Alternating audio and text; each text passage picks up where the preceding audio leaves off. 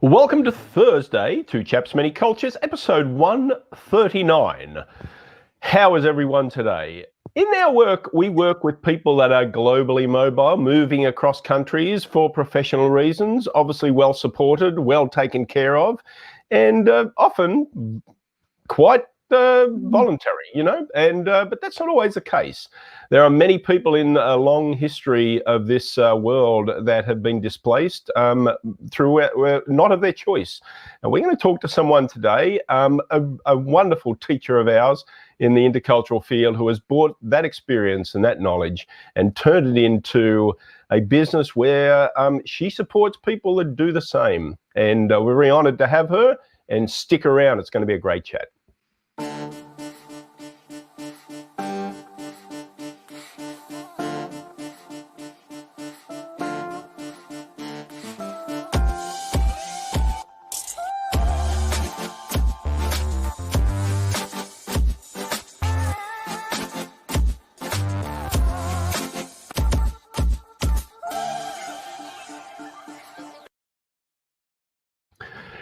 Yes, indeed. Welcome, sir. How are you? And if you will indulge me, I'm going to have to, I know we're live. This is live TV, folks, straight to air. I'm going to have to change the batteries in my microphone. Well, that's what it's going to be. So go ahead and do that. Will we see you in different states of undress as you do it, or can No. Not batteries in me. I'm energized. I'm talking about the microphone. Well, then I'll just ramble on a little bit while you. Everybody, this is episode 139 of Two Chaps Many Cultures. It is, as always, the show of the business of culture and the culture of business. And as Brett said, our guest today has been or is still a lovely teacher of many of us in the intercultural field. I would argue if you are working in our field somehow in coaching, training, facilitation, education in the intercultural field, then you may have come across this wonderful lady who's been, I would say, one of the, I hope I'm not butchering this by saying it this way, but she's one of the grandes dames of the intercultural field, and I am tickled pink that she is joining us today from, I think, from Chicago. Welcome to Chaps, Tatyana Fertelmeyster. How are you doing, Tatyana? I'm doing very well. How are you guys? Well, we're humbled by your presence. Absolutely. And Tatyana and I are only like 10 minutes from each other. You should have come over. We could have had tea, Tatyana. We could have had 10 minutes and the whole pandemic in between. Well, welcome. Well, thank you. I as the teacher of many of our colleagues, so I think that's not an exaggeration. I think I know personally more than a handful of people who went through some of your courses to up their game in our industry. You're such a sought-after guru that people go to. What makes Tatyana the wonderful Tatyana that she is? Couple of things. There is a very interesting assessment that looks at your character strengths, and it is done by Weir Institute, and they measure 24 characters that you have, and I've taken it a few times, and my up 5 change. The very first one remains, and that's a sense of humor. So I come from the culture of Russia and the former Soviet Union when we survived through making anything into a joke, so that's one. And also coming from the same culture, it's a culture that tends to give a lot of unsolicited advice. So I'll probably give you some advice whether you ask for it or not.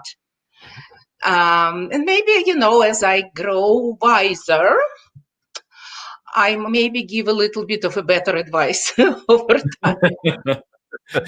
So did I hear this correctly when you say Russia is a culture that is humorous because humor helps dealing with all the uncertainties of life, but you also said you are from a culture that gives unsolicited advice. Is that also a character trait of many Russians? Yeah, okay. Absolutely. Absolutely. I think you can find it in many collective cultures. I take it on as, I'm from culture of Russia. the care is shown through, assuming that you probably don't know what you are doing as far as I haven't given you an advice. I am also Jewish, and intersection of these two cultures probably makes my preference for giving advice even stronger. So the care, yeah. Is there a cascade or a hierarchy of who gets to give advice first? Is it age, or is it education, or does anyone in Russian culture feel that they have to give advice to each other? I think it comes with relationship. Friendships are at high esteem in Russia, and caring for your friend by giving advice is often the thing. Age plays a role in it. There is at least some degree of respect that is shown to, somebody who is older. So we give advice. But also Russia changed tremendously since I left it more than half of my life ago. Right. And so it might very well be that the reality of advice giving, friend support, and wisdom sharing operates differently right now. Well, you've done this advice giving, but in a professional sense, a real professional sense, and as Christian said, you have a position in our field that is well deserved for your ability to give advice, both with humor and intention. And so let's dig into that story. The story, you say, obviously you have an accent like we do, and we get asked where we're from, and you do that. And also when we're doing this work, I guess we bring our story to it just to frame our experiences, right? So your experience is very different to, I'd say, Christian and I's, where I literally tell people, there are people say to me, "Oh, you moved countries, or what a brave thing to do." I said, "You understand that I got off a plane and got picked up by a black car, right? This is not exactly, I had it pretty easy." But for other people, many, many people in this world, that's not true, and maybe not true of yours. So if you could just share us to whatever level you're comfortable, what was that experience of moving for you, being displaced? Okay. And I'm so glad that you are sharing your experience, and you address the fact that other people might have a different experience, because psychologically, and thanks to our multiple cognitive biases, we often tend to kind of over project our own experience on others and expect that we understand what people are talking about because we've been through something that possibly looks like that. And immigration process and coming to another culture where you will be living for a while or settling in is so diverse in its reality that is just amazing. It's diverse in what are the legal terms that we use? What's the difference between an immigrant and expat and refugee and somebody who is on some temporarily work arrangement or foreign student? What is it when you come to another country because you are a spouse of its citizen, or you cross the border hoping for the best? So there are all sorts of different ways and reasons for which people cross countries. The reality of, oops, I'm now in the unfamiliar place and I need to figure out my way around it, definitely happens for any of us who kind of end up in the new place. But to what degree we are supported, for what lengths of time we are supported, and in what way, and how we are perceived by people around us can be hugely different. So the way my family and I came to the United States at the time when my kids were 2 and 6, we came here as refugees. Mhm. Being in a country where women are not supposed to be asked about their age, I'm not telling you how old I was when I came here, but my kids are now 34 and 38. Mhm. So if you went to school where you were supposed to count quickly, you will now know what I'm talking about. We came here as refugees from it was still the Soviet Union when we came here, because we are Jewish. And in Russia, being Jewish was not seen as your religious choice. It was seen as your nationality written in your passport. And a lot of barriers were put in place by the government. Talk about systemic, anti-Semitism, and a lot of just interpersonal interactions could have been rather anti-Semitic depending on whom you are interacting with. So talk about, person to person experiences.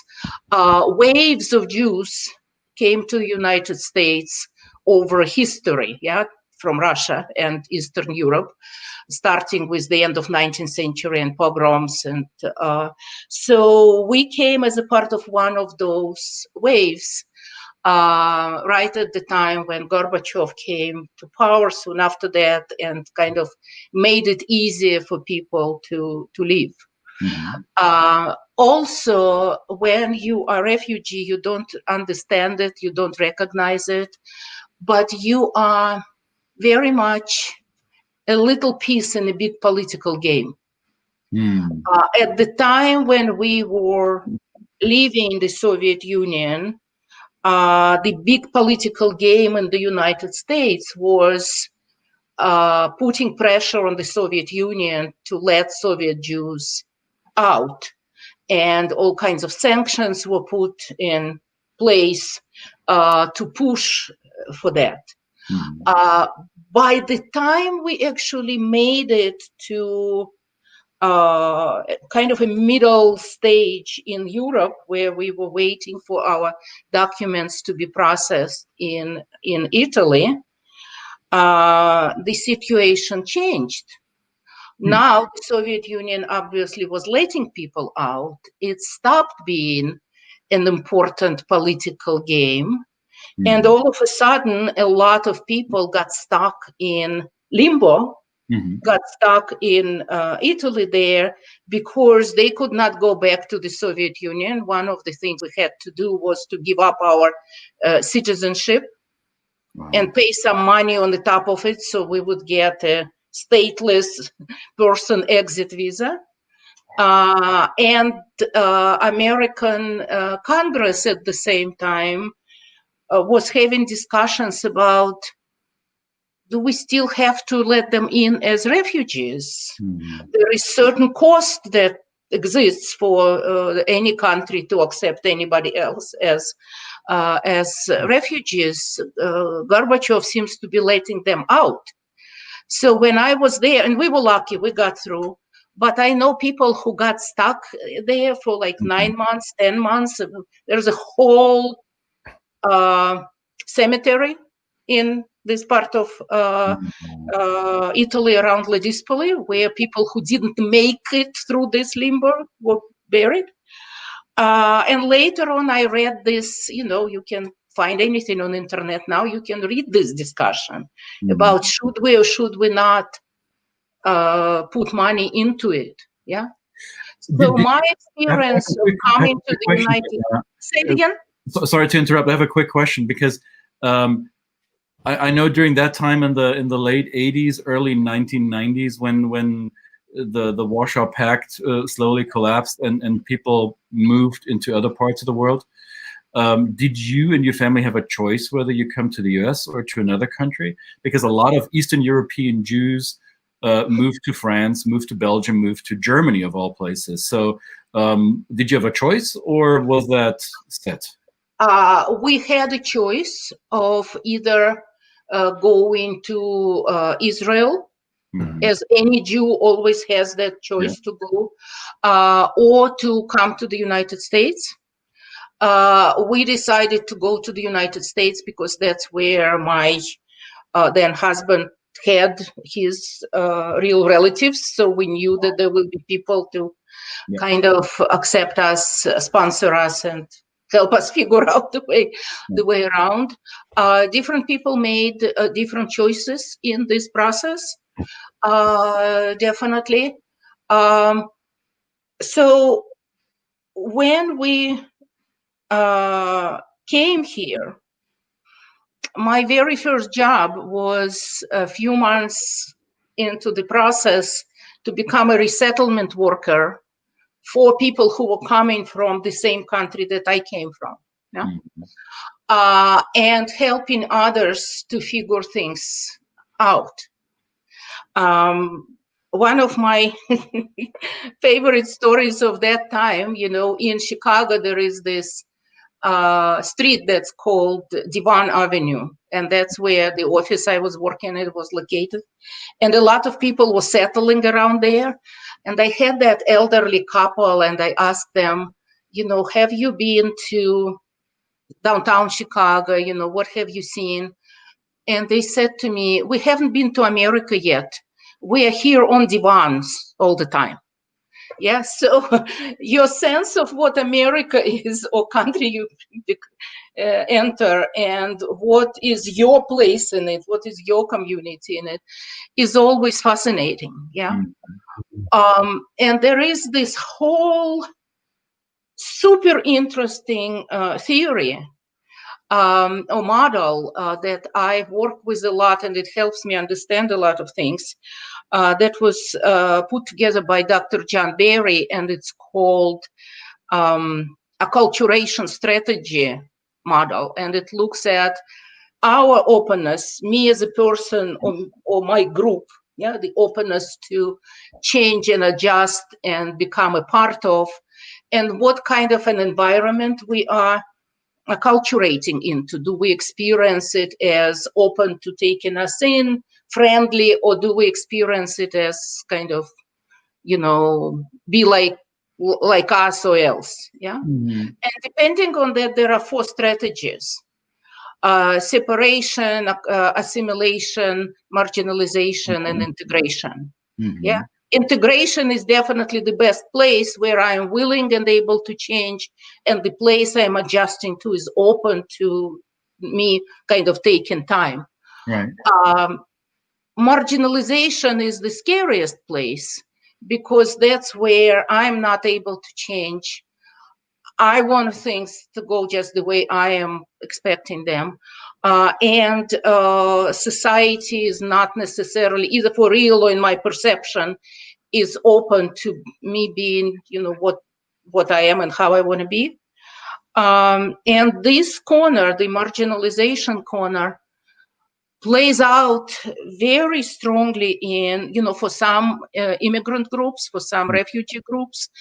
For example, a few years ago, we know there were a bunch of Somali teenagers who were so radicalized that they went back to Somalia, and some of them went back to Syria to be kind of a part of the war there. Their parents were very busy trying to build the life here and expecting that kids will just kind of be kids and do their own thing. Kids were not very accepted. And radicalizing somebody who feels not accepted and saying, come over here, I will like you just the way you are, works really well in this situation. And if I take it a little further from how immigrant groups operate, or refugees, or those who are not from here, I see radicalization of young white men in America right now going along exactly the same line. I want to be the way I am, and I'm not going to make any changes. It's, and I'm experiencing the society as changing in a way that I don't like, I don't think I fit.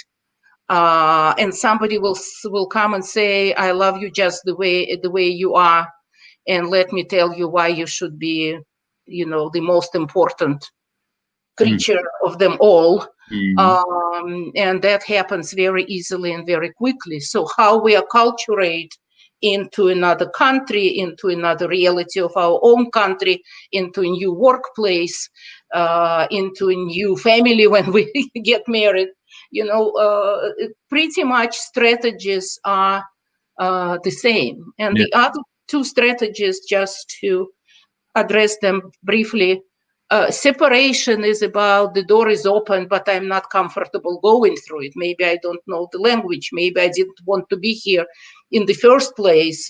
We see separation in immigrant experience, especially older people who are not comfortable with it. You can be an expat spouse in the middle of some wonderful place, but you didn't want to be there. You don't like the way things are going, you don't like the way, the street looks, and you would rather stay here in your own place. I work a lot with expats who come here, and I remember talking to a young woman who came here from Mexico, and she spoke good English. Her husband was working. He was the employee who was brought to this company, to work. And for 6 months, she was sitting in her apartment waiting for things to finally start working out for her. So that's the separation in its kind of purest form.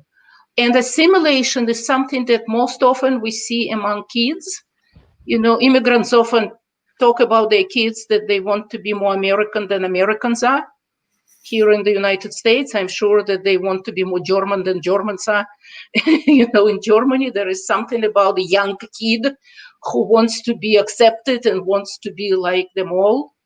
And for younger kids, it often works. For older kids, for teenagers, it doesn't necessarily work that easily. So there's a lot of complexity in it.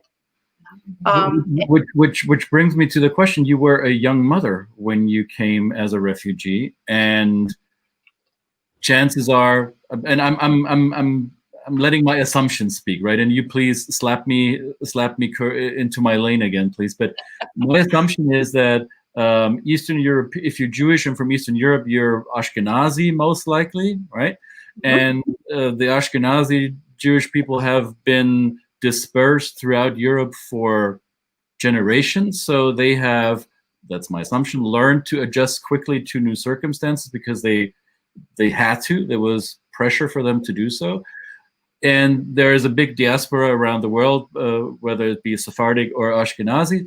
So was it easier for you, or did it help you particularly to find relatives or a Jewish community in the US, or did that help not at all? Being Jewish in the Soviet Union was a very interesting experience to begin with. I am a granddaughter of grandparents on both sides who grew up in what was called Pale of Settlement. When Russian Empire took over a chunk of Polish territory, and with it brought a lot of Jews into this, Russian Empire.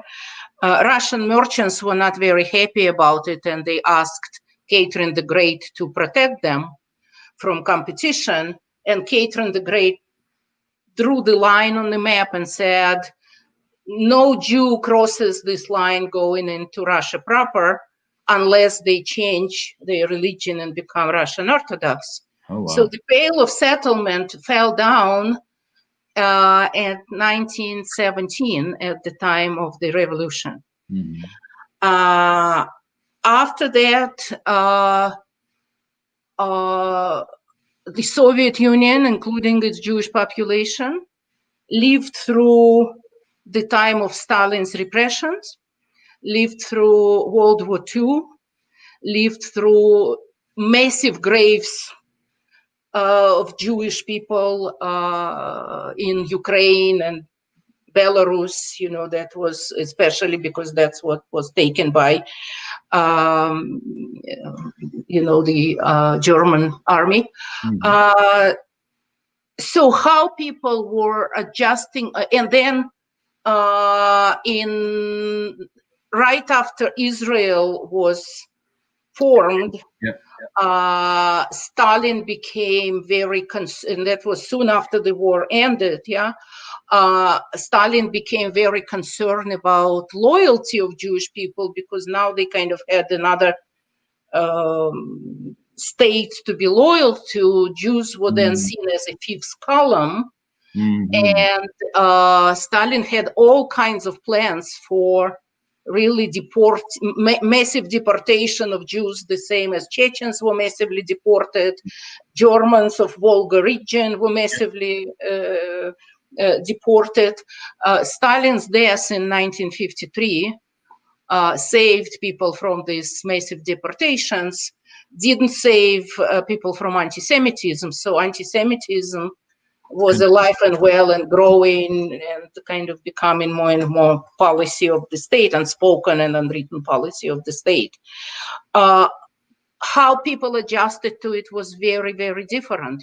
Some people kind of expressed their religious affiliation, sort of went underground with it. Other people were not practicing their religion, so identifying themselves as Jewish in various ways.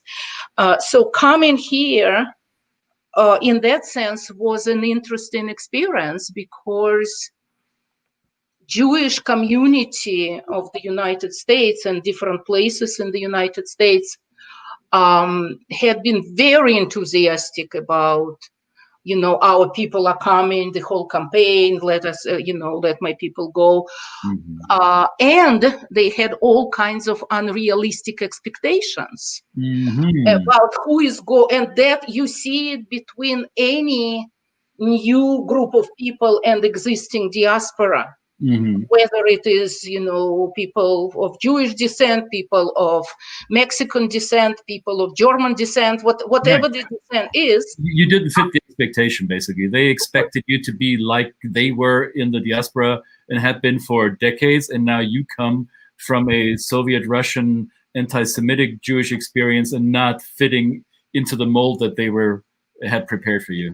The difference here is, like, for example, as a German person who moved here himself, you might be looking at some other German person who comes 30 years from now, and you have certain expectations based on your experience, which still will be different. In our case, we were dealing with the community of Jewish people whose grandparents often were the ones who came here. So the expectation of how we should be was very much based on how their grandparents were. I remember giving a lecture once to a group of people in the Jewish Community Center. They came, they were very interested in kind of conversation about immigrant experience, and I was talking to them about it, and one of them said, but what I don't understand is when my grandparents came and they were ready to take on any job that was available, and my grandfather, became, started his work as a shoemaker almost immediately. And I said to her, I very much understand of what you're talking about. And that was very much a reality. And people who come now are willing to make all kinds of changes as necessary. And you also need to understand that my husband, who came here with me as an engineer, the only part in his body that is trained to work is his brain. And so making a shoemaker out of him probably would not work. Well, we make good shoes, let's put it that way. Though we know that a lot of people who come from other countries, especially who come here as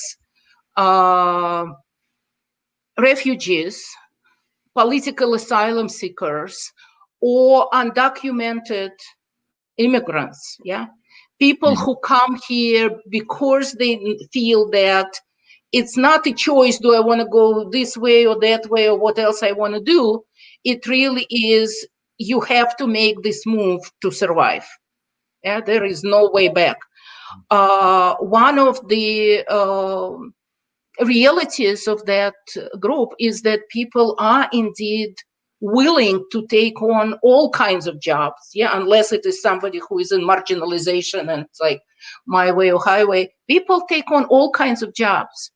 And and I know even more so, how many highly educated cab drivers we have, how many highly educated hotel cleaners we have, and all sorts of other low-paying jobs that people take, especially when language is an issue. Let me tell you a little bit of a story that is not mine, but the story of American meatpacking industry. American meatpacking industry was doing really well for a long time, employing a lot of undocumented immigrants. Right. Because the job is so hard, environment is so difficult to be in, that hardly anybody will say, out of many choices I have available to me, why don't I go and work as a meat packer? So then immigration rules and kind of following the rules that on the books became more strict. And there were all kinds of raids, and there were all kinds of problems that companies had to pretty much pay their way out. And then, for example, in Illinois, I know that they decided that the next best thing was to go to Puerto Rico and recruit people from there. It was at the time when unemployment in Puerto Rico was quite high, and they were successful in bringing a lot of people in. Now it was significantly more expensive for the company because you have to move people that you recruited, you have to move the whole family. And 6 months into it, they had almost no people left working for them, because Puerto Ricans have the same American passport, which gives them all kinds of choices of employment. And people are looking for places where the work is maybe not as harsh and money maybe is better, or at least the work environment is. So they ended up without much people again. And then meatpacking industry in Illinois and in many other places discovered the best thing ever. They discovered refugees. Because as a refugee, you have legal right to work immediately. They discovered refugees who were coming from lots of troubled places in the world, from many places in Africa, especially some also from Asian countries and from Latin America. And they were very much looking for groups of people where educational level will be lower, where people quite often, were maybe pre-literate in their own language, which definitely means that learning English will be significantly higher than for somebody who is educated in their own language. So they will employ these people. They will find a few people in the same community, maybe younger people who spoke English, and they make them supervisors. They will provide van transportation or something like that. And it made these people to be most loyal, sustainable workforce. Because on one hand, here is a job and I bring money home. On the other hand, where else will I go? Because I'm still not speaking English. We know how much meat packing industry was affected by COVID. Right. Globally. Yeah. But we had practically no conversation anywhere about who are the people who work in these meat packing factories.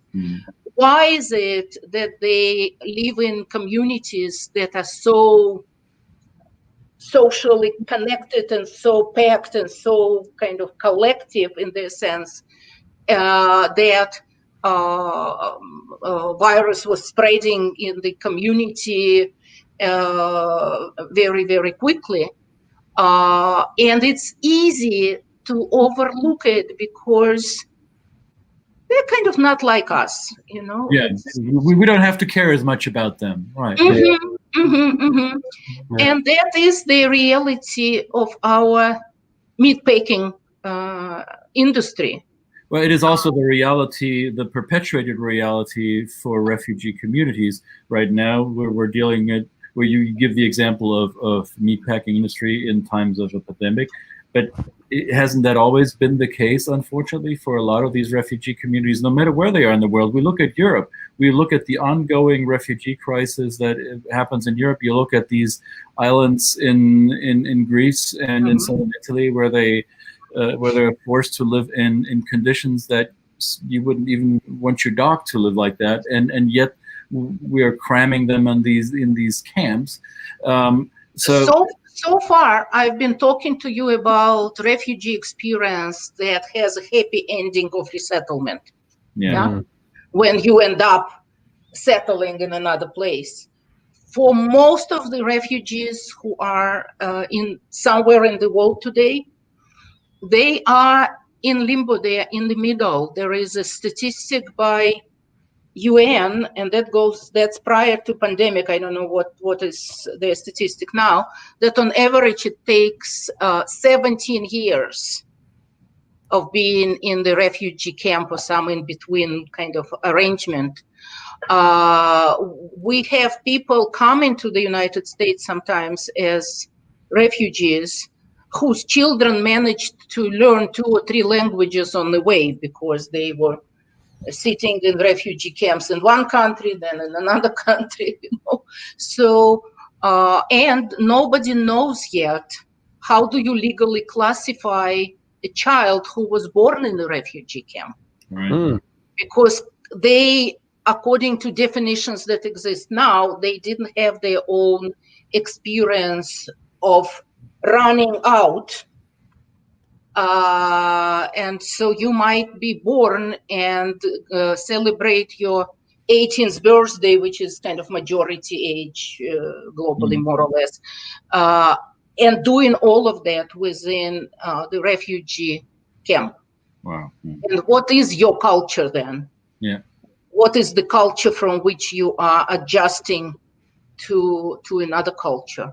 Wow. Yeah. So those. Yeah, that's almost like another nation, right? It's a cultural identity. It's a citizenship. It's a citizenship without an official citizenship.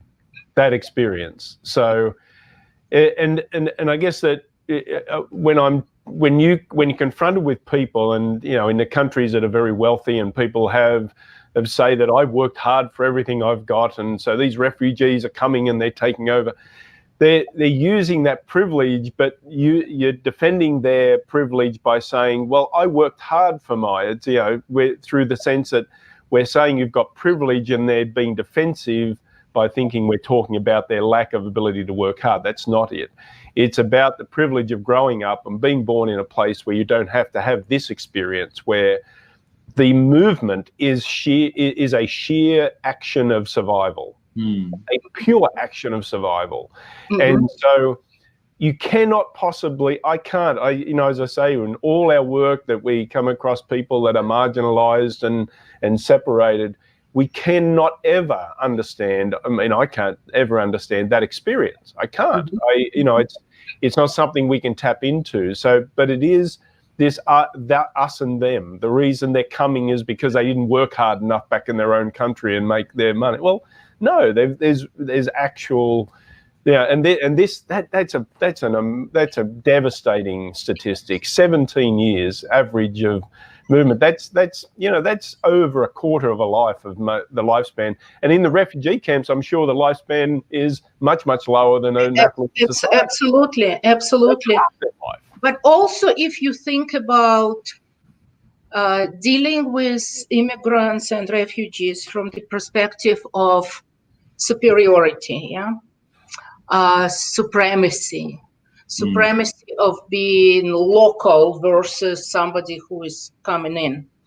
If you look at the history of, let's just take the United States, and I'm sure other countries can look at their own timeline, but the United States that proclaims itself, and now with today-old administration wants to reclaim itself as a country of immigrants, you can have the economic kind of timeline of the United States that goes in waves. We're doing well, we're not doing well. And you will see the immigration wave very much in parallel. We're growing, we need to build railroads. Let's bring some Chinese from the West. Let's bring some, Eastern Europeans from the East. Let's put some Mexicans in the middle. We're building the railroad. We're done with the railroad. We kind of are not in a good economic place right now. Let's have Chinese Exclusion Act. Let's have, this, that, and all kinds of other limitations. When the mindset of those who have arrived and settled becomes that of, you are a function of my life, rather than you have your own life and agency over your own life, and you put the agency of your own life to the service of this country the best way you can, with a reasonable expectation that that will allow you to have a better life for your children, because that's what's driving most of the people. We are definitely people go through these processes as single people, as just couples without children. But somewhere there, it is always about, I'll make it here, I'll be sending money home, or I will be here, I'll have it very hard, but my kids will have it better. Some years ago, Paris was on fire. Algerian community, young people of the Algerian community, were kind of setting all sorts of stuff ablaze. Yes. Because every Algerian who came to France was willing to make all kinds of sacrifices. They didn't plan on sacrificing their children. Their children, the expectation was, forget about me, but my children will be French people living, when we push the community in marginalization, or we expect a complete assimilation, become like us, forget anything else. It's a very tricky thing what happens. People deserve to live with the sense of decency. People deserve to live with the sense of making something possible for their children. Let me tell you a little bit of a story that happened for me when I was doing diversity work in a local office of a very big American corporation. It was in California, and my colleague and I, an African-American woman, my colleague and I, came there to do the whole day diversity training. The company was getting all of their managers all over the place through the same one-day training. So we came there. We walked into the room. We kind of ended up calling them 12 angry white men, because they were all sitting around one big table. They were all white, of different age. This story has a happy ending. At the end of the day, they were hugging us on the parking lot. So it's But in the very beginning, when we first just started introducing the idea, there was this one guy, he was probably the oldest in the group, maybe around 60. He said, all this diversity stuff, it's all well and good, but tell me, why is it that my daughter, who was, born and grown here, she's an American, she is a California native, and she worked hard to get herself through the college education. She's a teacher, and she cannot find a job because she doesn't speak Spanish. What's wrong with this picture? And I said to him, that's when you go into full-blown empathy instead of trying to convince somebody that that they're wrong and you're right. And I said, the way you're talking about it, it sounds for me that's not just your daughter who worked very hard. You probably worked very hard as well to support her through her growing up, through her learning, and that really it feels very, very bad for you right now that results of your work are not showing up in her ability to find a job. He said, yes. I said, that makes you very responsible and caring parent. So let me ask you, if you found yourself in the situation, let's say life circumstances worked out differently, and you found yourself in a situation where you need to grab your family and move as quickly as you can in some different place because where you are is not safe, is not really workable for your family, would you do that? He said, absolutely. He said, okay, now you are in a place that feels safer and you don't speak the language of this place. Will you take on any hard physical job that you can do without much language? He said, yes, no question. I said, okay, now you worked the whole long day in that job. You come back home. You're very tired. How much of your brain is available to study a local language? He said, not much. And he still, and I said, it doesn't take away the fact that you are justifiably concerned and unhappy. All of us want the best for our children and the maximum success.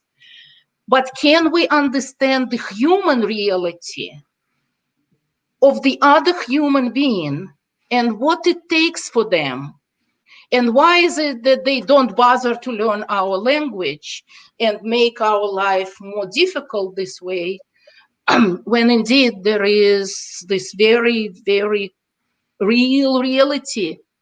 And our economy, follow the money, our economy very much depends on the significant presence of people who every day are willing to go out and do essential work today in the situation of pandemic, knowing that they don't have a right to work, they don't have any access to medical care, they are not getting any government support in the form of any stimulus check or whatever. So it's okay for us and do essential work, but it's not okay for us that you will get any kind of support for it. So now, as we are going into,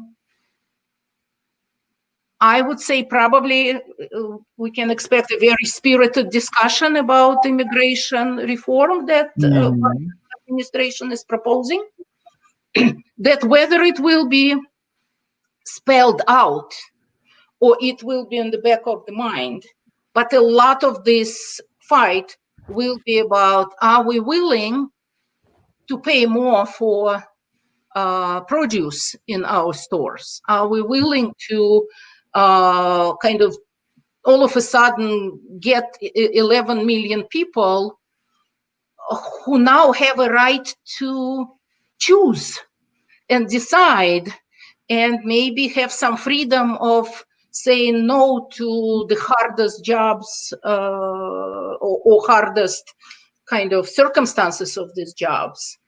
Are we willing to do that? Yeah. Right. Yeah. We still have people and very responsible people in their positions here in the United States talking about slavery being evil, but necessary evil, that American greatness needed to be built and slavery was a necessary evil of that. In many ways, reality of undocumented immigrants in the United States and in many other countries in the world is this unspoken necessary evil. Right. And are we willing to deal with it in a way that it needs to be dealt with? Are we willing to reshare the sacrifice a little bit in terms of paying more for something or having more competition for jobs? Or do we kind of say, oh yeah, this is just necessary evil and, somebody has to do these jobs and somebody has to say yes to things that I don't want my child to say yes to. Yeah. Now you're describing the everyday unspoken evils or evil symptoms of displacement. In your personal experience, did you eventually? How did you find yourself belonging? At which point did you, or have you ever reached that point where you said, okay, I've completed this process for me and my family, and now I feel like I belong here?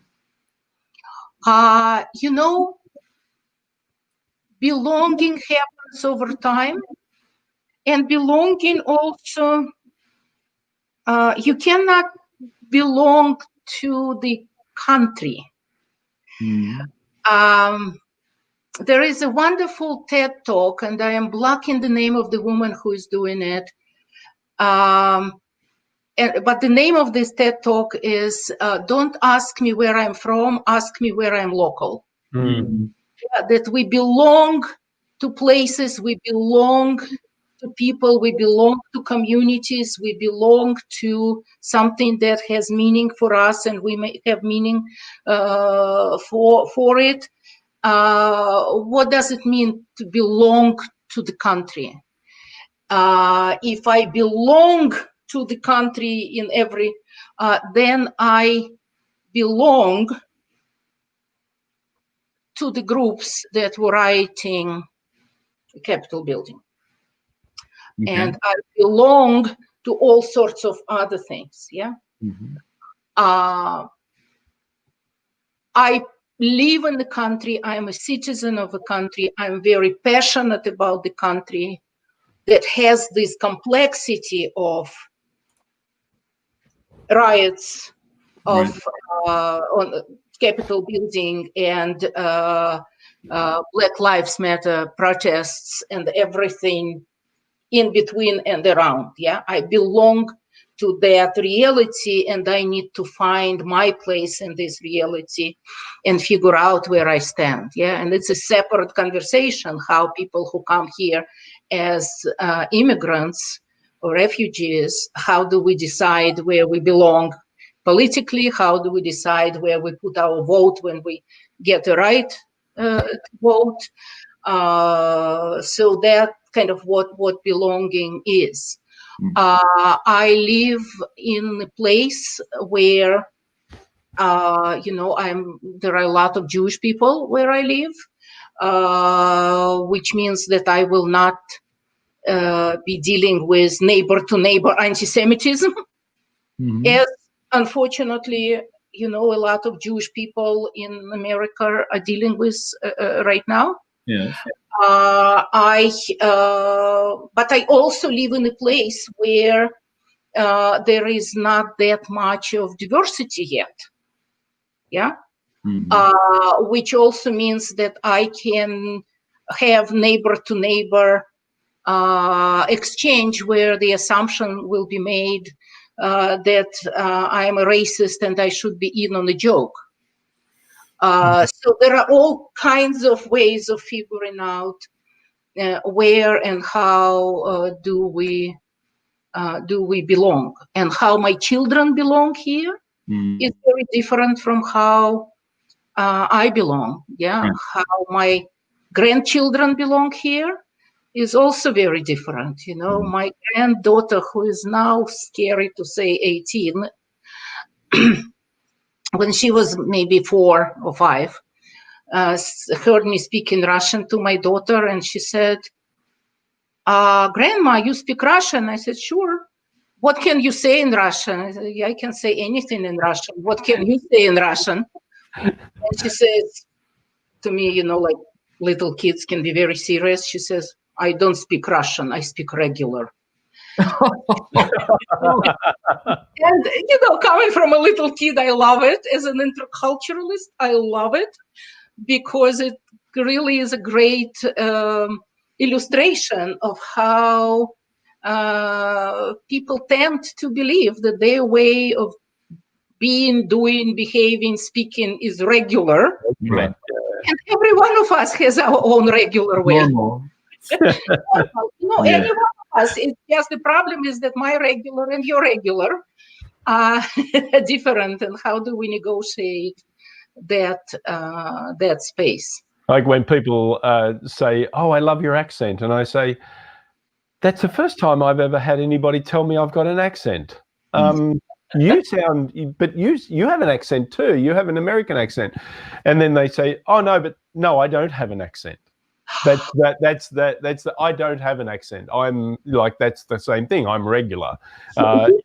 And of course my accent is something that they love, but other accents is maybe not something that they love. So they're willing to voice it to me because it's an accent that they might have some sort of affinity for, but a more negative bias comes in and they wouldn't maybe say it at all, especially here in the Midwest where it's, you know, it's a little bit more polite.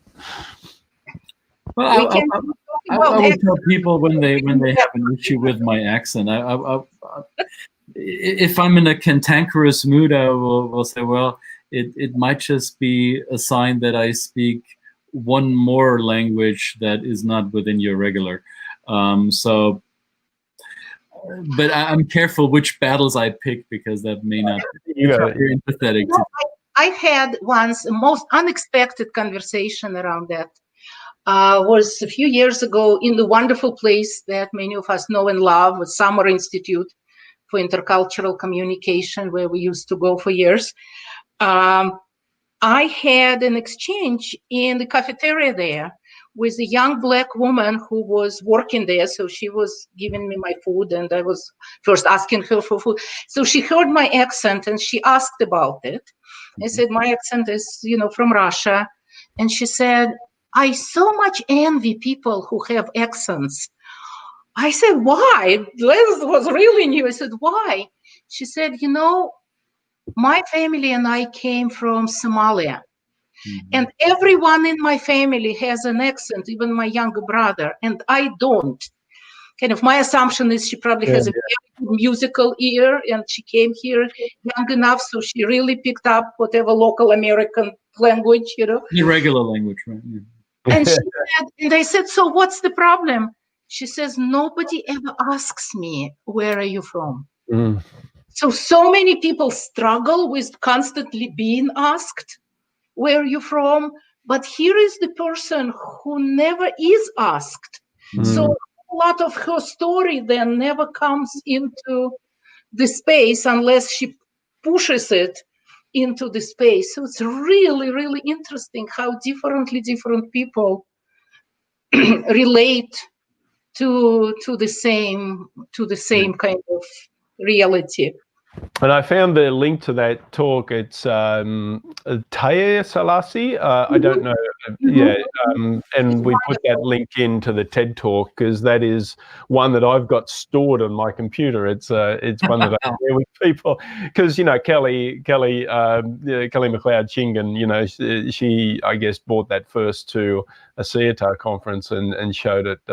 So I've always got that there, but I couldn't remember the name. But it's a great talk. It is. Where are you local? That is a great question. So yeah, it's fantastic. Well, and in this talk, she is asking some very specific questions that I think will be very useful for anybody who is listening to our conversation today and chooses to watch this TED talk, to then ask themselves. She's asking about what are your relationships, rituals, and restrictions that are connected to different cultures that you are a part of and different places where you see to yourself as a local or would like to be local. You know, what are the rituals, relationships, and restrictions? Yeah. I will put that on my watch list immediately. Excellent. That was lovely to hear your story this way. I haven't heard it told this way, and I want to express my gratitude, because I can only imagine that sometimes going back to that memory of being and having to make these moves may not always be pleasant to go back on memory lane. So I thank you for allowing us to lead you there, and glad we're back in the present day where I personally admire your activism and your passion in making it work, making it right for those who go through that process today. And your passion resonates through your voice, through your entire being, and thank you for sharing this with us today. My pleasure.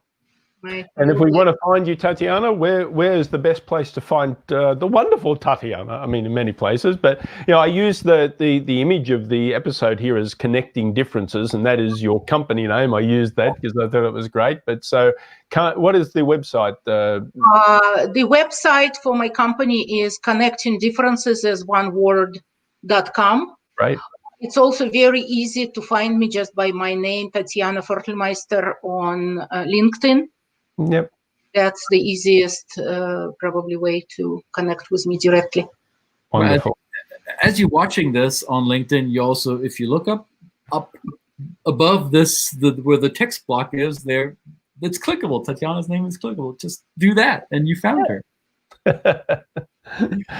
Excellent. And I do want to give a quick shout out to Christina in Italy, who's been watching and making some very valid comments. Sorry we didn't pick up on them and bring them into the conversation. Christina said that it's often difficult for refugees to have their training and job qualifications recognized abroad, which you alluded to or circled around. That's a huge waste of human capital, speaking business language. Right. Huge waste. So thank you everybody for watching. Give us a like, whatever the symbol on your social media tool is. Let us know that you like this. Give us a comment, give us a shout out, share this with your network. Oh, Christian's frozen. That's it. That must be the end of the program then. Program. We're still, yeah. Well, yes, I will add to that. Thank you again, Tatyana, and again for all the wonderful. I mean, you are just so generous with your knowledge everywhere you go, and you and I have been in different parts of the world where I've seen you present, and you are a captivating speaker in the way that you deliver, and especially with the humor. Right? This is something unexpected from a Russian person. Imagine a Russian person having humor, and which is fun for me also. But thank you very much for every occasion. Yeah, absolutely. Thank you so much. And that's episode 139 in the can, everybody. And we will be back tomorrow, Friday, with another episode. And join us then. And thank you, Tatyana, again. And I hope to see you in real life soon, even though we're only 10 minutes away from each other. Thank you. Thank you. Okay, bye-bye. Thank you, Brad.